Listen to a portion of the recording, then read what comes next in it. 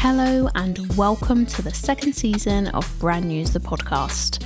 I'm Charlotte Emily, your host, and I'm thrilled to partner with Winkelstraat.nl, your go-to spot for all things luxury fashion, connecting international retailers and emerging luxury brands with the trend-setting youth of today.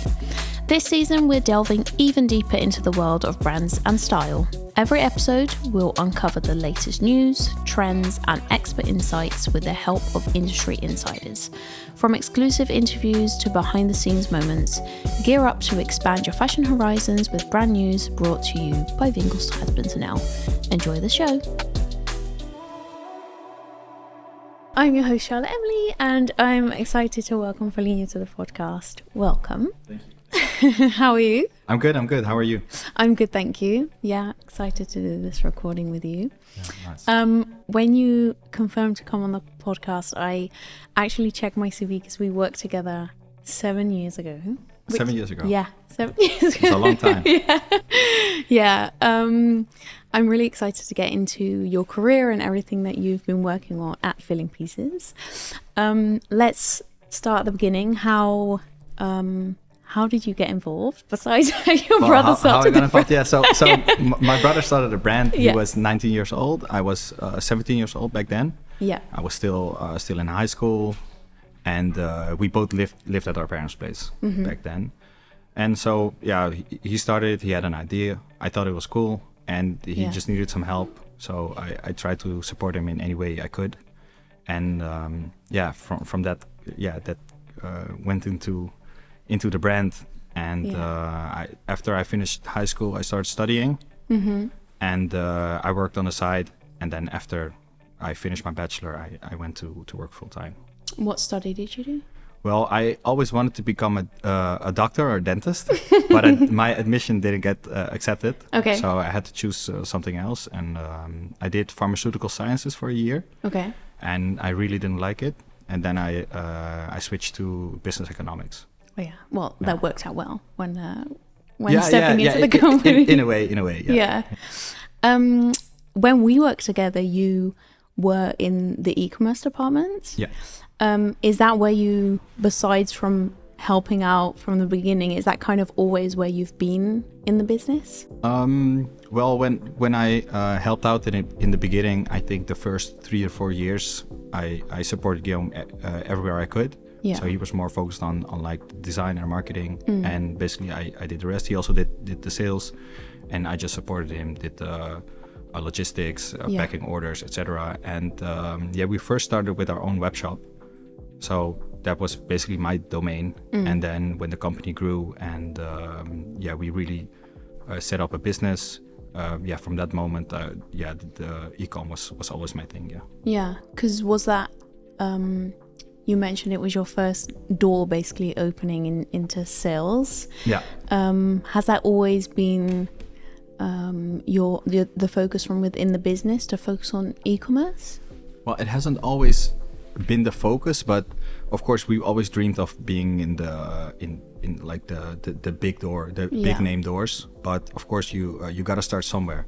Yeah. And if you go to a store and you want to sell a product, at first they need to see some results, etc. So this was a good way to start. Yeah. How long before your brother had the idea for the brand did you did it become reality?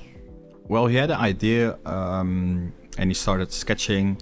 He was studying architecture, so he learned like some basic in terms of sketching and designing. And I think it took about 6 months before the first sample came in. Yeah. And then it went back and forth to the factory like 2 or 3 times before he was confident about the shoe. Yeah, that's exciting. So not super long. Yeah, 6 months sounds quite short. Yeah, it's basically the same if we design a collection now. I once heard you say in an interview, because to prep for this interview, I also watched another interview of you, and I heard you say once that your company doesn't weigh heavy on job titles. No, we're not that big on titles. Yeah. How? Because at one point you were like, if I can say so, head of the e-com department. Yeah. How did you feel about that role then within the company, and how did you navigate through?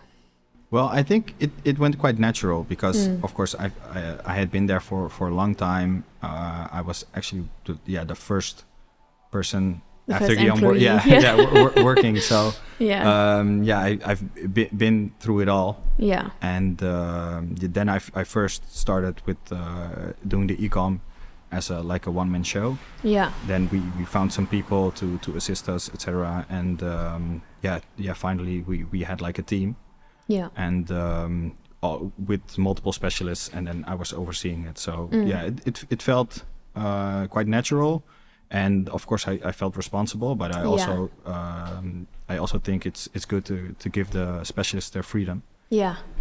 So and give them room to grow, of course. And that way, that's why I'm also not managing that department anymore, because someone we hired years ago, he really developed into the role of being the manager.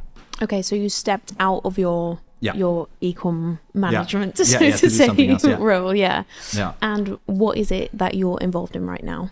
I'm involved in multiple things, of course, but I'm mostly responsible for the merchandising of the collection. So basically being the link between the commercial part of the company and the creative part of the company. Yeah. Nice. yeah, for sure. It's nice. Yeah. Are you also involved in like the boards, the board of the company, like a board member? Yeah, How do you feel about that role? Since I think 5 or 6 years now. So I think of course it's also a lot of responsibility, but in a way it's also I'm also very grateful for it that I've developed to get to that position. Yeah. So I think it's nice. You work together obviously with your brother, and a lot of family members are involved in the business as well. So my sister-in-law, my brother's wife, is also involved in the company. How does it feel for you to work alongside your family? Well, it feels it feels good to me, but it's also what I know for almost 15 years now. So it feels natural. And people always say don't work with family or don't work with friends, but at the same time these are people you can fully trust. So to me it's great. And also if I'm very close with my family. Also my sister, you've worked with my sister in the past. And also if we see each other outside of the office, we're still as close. Yeah. And then it's not only talking about work, but also a lot of other things. You started off as a shoe brand, obviously, and eventually also branched out into ready-to-wear. Yeah. How did that change, or how did that decision, or I don't know how it went, but how did it go? Well, back then I was still doing the managing the e-com department. So of course I was also involved in thinking about it, making the decision, are we going to do this? And it took a long time for ourselves to find our sweet spot, our position, and also I think for the consumer for us to really branch away from being just a shoe brand into being a fashion brand. And it has always been Guillaume's dream to not only make shoes, but to be like a full-fledged brand. And maybe in the future it can also be like other categories. Nice. So yeah, interesting. Yeah, for sure. Watch the space. Yeah. I personally would like to have like filling pieces, everything. Have a filling pieces couch in my home, but we're not there yet. Yeah. Did you envision from the time that your brother said he wanted to design a shoe to now, all these years later, having developed all of these collections? No, never. No. Yeah, no. It's sometimes it still surprises me. Yeah. In what ways? Well, because as I said, I wanted to become a doctor, and from a very young age, I had my life sort of like planned out. And that didn't go according to plan, and in the end, it's still an amazing journey, and it also gives a good feeling that now that we've been around for quite a while. Yeah. So it's also not that we're like one trick ponies, or we have like like 15 seconds of fame. Yeah. So I think right now in the Netherlands, definitely we are like a solid brand. We're here to stay. So definitely. That's also a good feeling. Yeah. You also opened your own store at one point, and then also have moved to a bigger store now. Yeah. What was it that kind of made you want to open the retail space, or your own retail space? Yeah, our own retail space is really important to us because it's the space where we can really create a brand universe. Customers that come in can really feel the Filling Pieces vibe, basically. Yeah.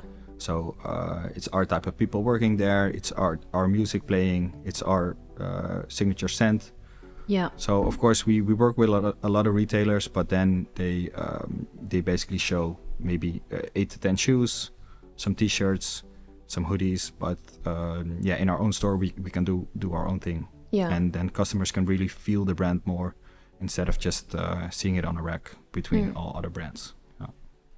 Your brand's also represented internationally, in a lot of countries. Yeah. How does it feel to have your brand, which is from Amsterdam, and must feel, I'm filling this in for you now, but must feel maybe quite small at times in terms of like working with your family and where it came from. How does it then feel to have your brand represented internationally? Yeah, it feels amazing. Especially like I like to travel. I haven't been to all the countries that we sell. Definitely haven't seen all our stores, all the stores we work with. But it's always an amazing feeling to see our brand somewhere else. Yeah. In a big city. That's amazing. Yeah. I remember when I was working with you that I at the time worked at another retailer that you worked with, and you mentioned, your CEO mentioned that we were your biggest competitor online. Yeah. Which was, I think, exciting times because it was quite I remember you were bringing out quite a lot of new shapes and shoes at that time, which was I thought was really exciting time to work with you guys. Have you also experienced that feeling that you were like competing against other wholesalers? Yeah, in a way we were, because the customer, in the end the customer decides where he will buy his shoes or his clothing. And nowadays the digital advertising is so big. We pay a lot to Google, to Meta, and the Bijenkorf also does it. Yeah. So then in a way we're competing to get the top position in the search bar or in the Google Shopping or with advertising. And then I think we need to be aware of how to create like a unique experience instead of just making Google rich. Yeah. So that's in a way we're competing, and hopefully it's not on price. Yeah. Because that's also something that's really nowadays people really like to search online to find the cheapest price, which I also understand. Yeah. But I think that the winners in the end will be the ones that show the best experience to the customer. And in a way it's competition, but it's also like a double-edged sword, because from a brand perspective, I think it's great to be in certain retailers, in certain stores, because then it's a window to the world.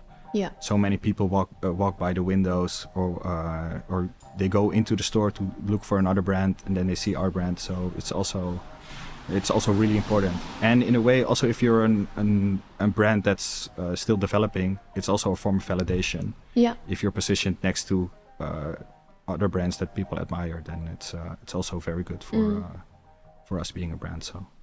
Did you have like a list of brands that you wanted to be next to, that you're next to now?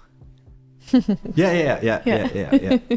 Of course, there's still some brands that we're not next to, but there's also some brands, they only do their own flagship stores. Yeah. So then it's really hard to get next to them, or we need to open a flagship store next to them, but we're not there yet. Yeah. How has the e-commerce business changed from when you first started at the brand and to now? Yeah, it changed a lot. Of course, the whole, like I said, the whole advertising part, the digital marketing. In the beginning, there was no Instagram ads or Google Shopping, etc. And it was also a lot of manual work. When we started, we didn't have Shopify with Ideal, etc. So the first, I think we switched platforms with our e-com 6 times. So we first started on Big Cartel. That was like a sort of free thing where you can make your own website and sell products. But then all the payments had to go through PayPal. Okay. Then we switched to another system, PrestaShop. Then we switched to OpenCart.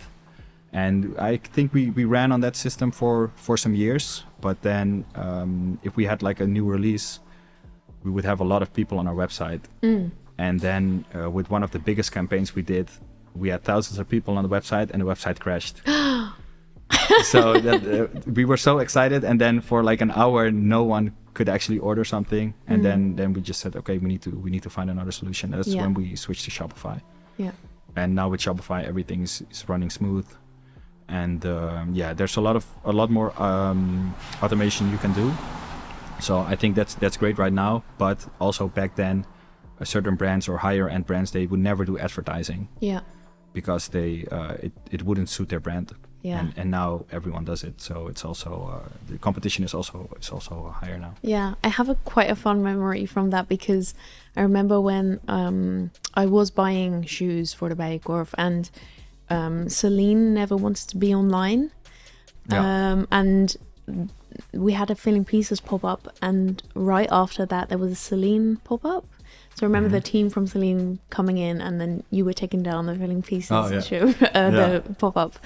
But they're always like my biggest explanation, because they've gone online and kind of had to go with for sure. with the world as it is now. So and even all the LVMH brands, I even see ads of Hermes now. So it's very general now. Yeah, I think that kind of shopping experience that you definitely had with those brands and still have, but it's kind of expanded into for sure. And of course there are some players like Goyard, for example. They have a website, but you cannot buy there. You can just see the products, book an appointment, and wait in line. So I think that also really helps them with their exclusivity. Yeah. And I think they do it very well. But maybe they would sell 10-20 times more if they did have a website. So that's we'll never know. Do you feel like your website also kind of brings in other customers that maybe don't shop in the retail, or I don't know, are in different locations? Yeah, definitely in different locations, because like on a yearly basis we see that we ship to like all kinds of countries that I think last year we shipped to maybe 90 plus countries. Wow. Yeah. And even we get orders from countries where we don't know how to ship there. So like FedEx. Well, yeah, of course. A lot of like smaller countries or islands, and then we're super happy that we got an order from there. But then FedEx tells us like, hey, we cannot ship here, so can't get to Madagascar. Yeah, Madagascar, for example. Yeah. So it's that can be tough, because we really want to help that customer.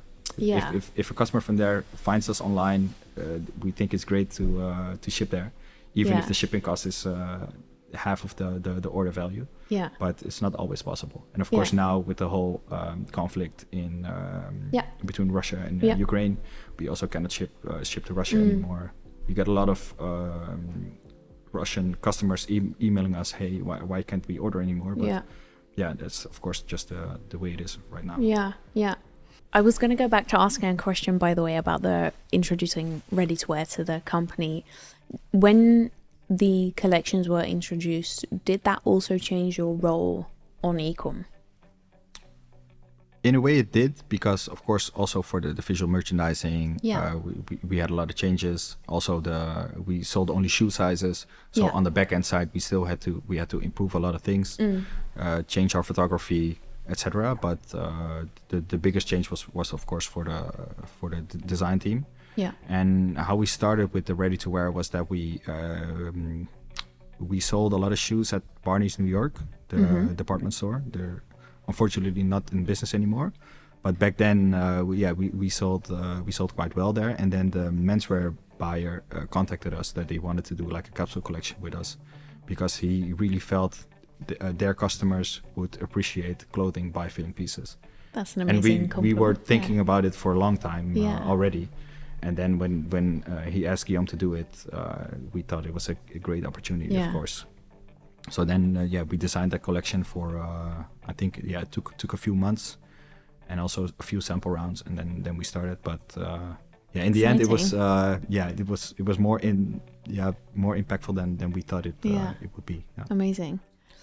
I've also seen a number of significant celebrities wearing your brand. I think especially, I don't know if that's true, but my perception, like when you did ready to wear, it was kind of maybe more obvious in photography or right? Yeah, for sure. Yeah, because it's actually throughout the years it's quite a long list, and I think I've forgot quite some names already.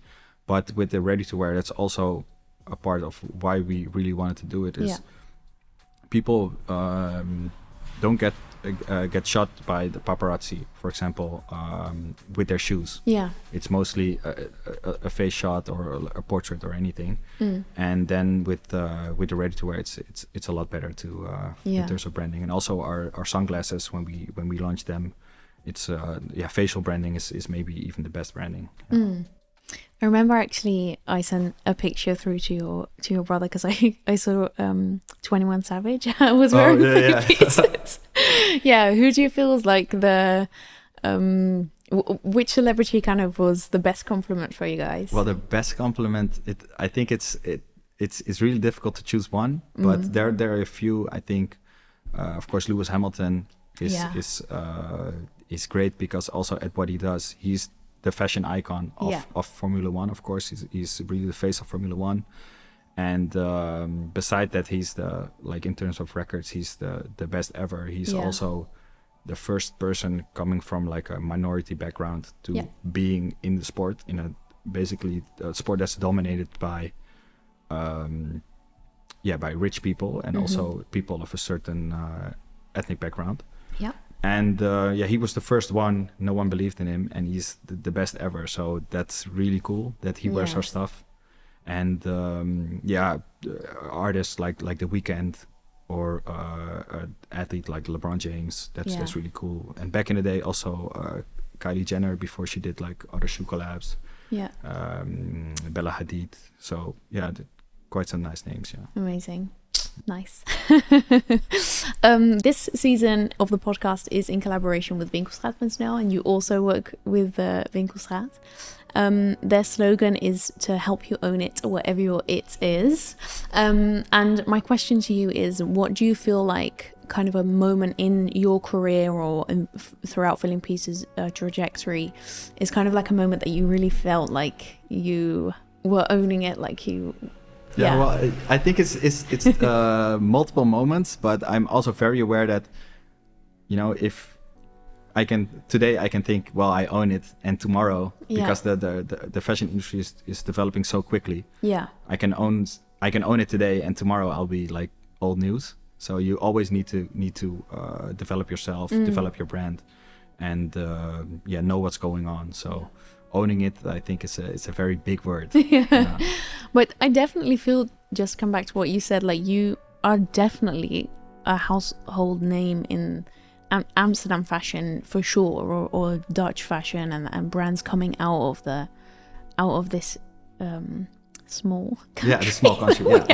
Yeah. Right? Yeah. No, for sure. Yeah. So in a way, maybe the Dutch market in our segment. Maybe that's something we own.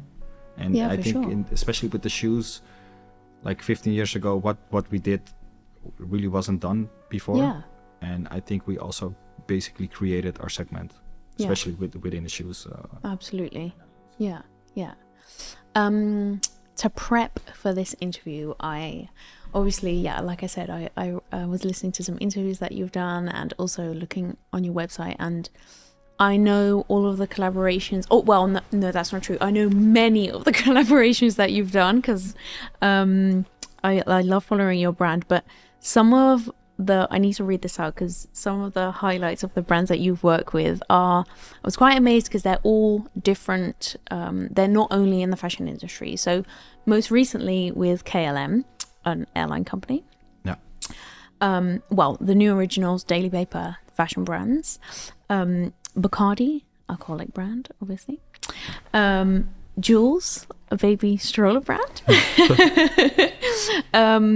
Also Holland's Next Top Model TV show, and the Differs Group vehicle company. Yeah. And most recently with IWC. Yeah. Yep. The luxury watch company. Yeah. How do these collaborations come to life? Yeah, I think it depends on the collaboration. It's sometimes we get approached, or we approach another brand that can also happen, and some things go very naturally. Of course, the brands you mentioned, like the New Originals and Daily Paper, we're all a bunch of friends. We came up together, so then a collab feels very natural. Those are also actually my favorite collabs because it's great to work together with friends and also to empower each other. Absolutely. But yeah, it depends. Sometimes we get approached, or we approach another brand, or we get introduced by mutual friends or something. And I think Guillaume's network really helps in creating the collaborations. For sure. Do you feel like when doing a collab which is outside of fashion, you also tap into a new network? Is that also maybe a reasoning behind why a collaboration could be successful for your brand? Yeah, I think tapping into a new audience is really important, but also, as a brand, we stand for bridging the gap. So we always try to bridge the gap between also different industries and different design disciplines. Yeah. And I think it's way cooler to do a collaboration with something that's non-fashion than just doing a fashion collaboration for the sake of collaborating. Of course, we've also seen so many collaborations that weren't really impactful. So I think it's also really cool to do a collab with a brand that's outside of fashion. Yeah. What's your favorite that you've done so far? Well, like I said, the collabs with like befriended brands like the New Originals or Daily Paper or Kith. And also a few years ago, we did together with other fashion brands from the Netherlands. We did like we did a tea together for the Black Lives Matter movement, which was really also really impactful. Yeah, that was super nice. But of course, the one with IWC is also super cool. That's the most recent, right? It's not the most recent. We did that 2 years ago. It's not the most recent, but that also really doesn't matter. We did it 2 years ago, but I think why I really like it is, aside from the product that we created, it's, I think, also a super big compliment to be approached by like a luxury watch brand that's been in the business for over 150 years, so much heritage, and that they choose us to work together. So that's really cool. And the one with Differs I also really liked because I've always been a car guy from as long as I can remember. So working together with them, designing our own car, using our materials in the interior, and also the products that we created from it, and also the campaign that we shot. That was also really nice. Any collabs that you're aspiring to, or any brands that you're aspiring to work with? Well, there are many brands, but I like keep them a secret. No, I'm not gonna keep them a secret, but I like to dream big. So I think something automotive always amazing. Yeah. But I think in the end, the biggest collab you can do is with Apple. Yeah. Okay. Well, let's manifest it. Manifest it. Yeah. You just mentioned about Guillaume's network tapping into some of the collaborations that you've done, but also brands coming to you for a collaboration. How do you feel like a collaboration, like when it comes to what it is, so eventually a collection or a collaboration, how do you feel like it caters like to your main audience? Yeah, we always try to think together, like if we make something, aside from how it looks, first we think if we create something together, how will the consumer react to it? Is it logical? Does it feel natural? Yeah. Do our core values are they Align. quite similar or not? And then then we decide on if we're going to do it or not. Yeah. Because it's not always a great match, and it's also something to be aware of. Yeah. What's in the future for Filling Pieces? Yeah, hopefully growth. Yeah. hopefully growth, and I think definitely the experience we have now, also with our own flagship store in Amsterdam. Yeah. We would like to have in other big cities outside of the Netherlands, also more retail doors, or your own retail doors. Our own retail doors to create a brand experience that we can have, and it can also be like shop in shops in the big department stores. Yeah. As a start, and from there create our own flagship environments. Yeah. That's exciting. Yeah, for sure. Thank you.